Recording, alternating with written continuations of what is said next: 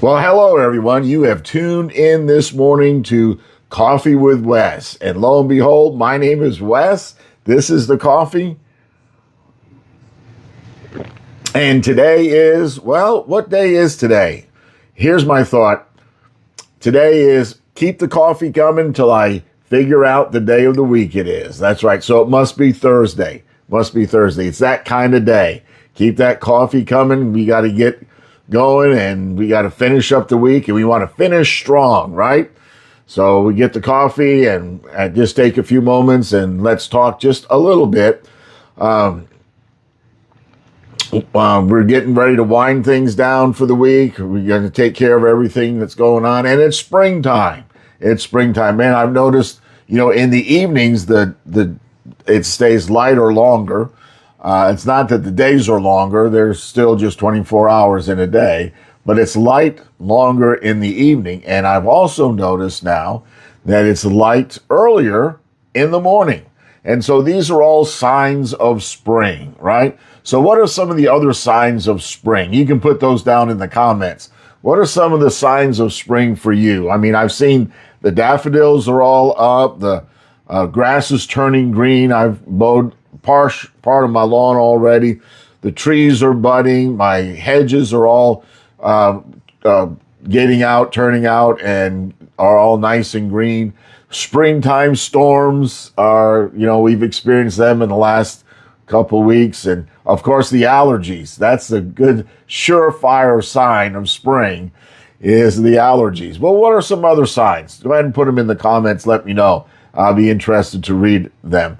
So signs are important. Signs are important. They tell us what's ahead, what's coming about, what's next. And so we're in the middle of exploring 8 signs that point to the truth of who Jesus is.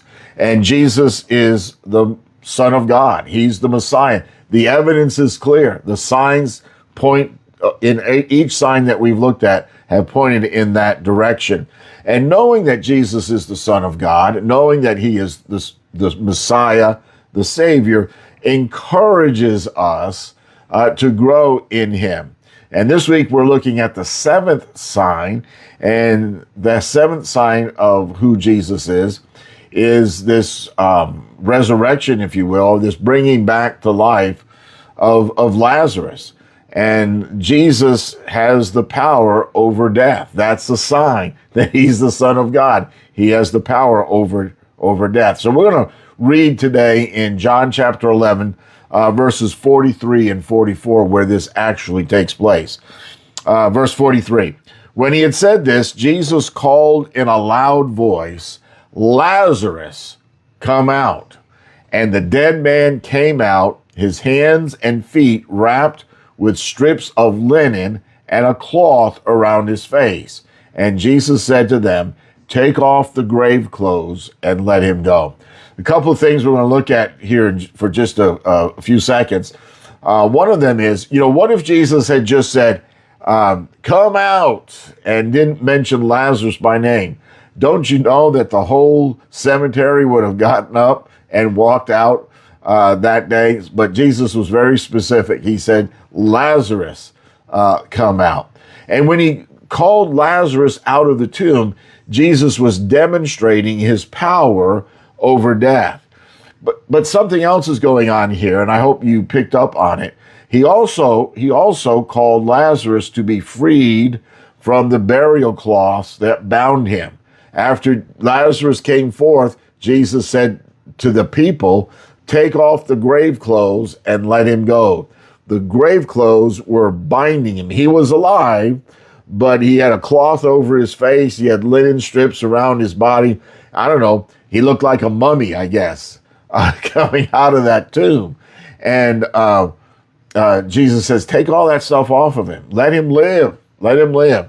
So you see, Jesus does not just give us life, but he calls us to live life freely and abundantly. Jesus said that he came to give us life. He came to give us the abundant life. And so we might ask ourselves the question this morning, are you living the abundant life that Jesus has promised to give us? And if not, why not? What's going on? What needs to happen for you to live that abundant life that Jesus has called us to live.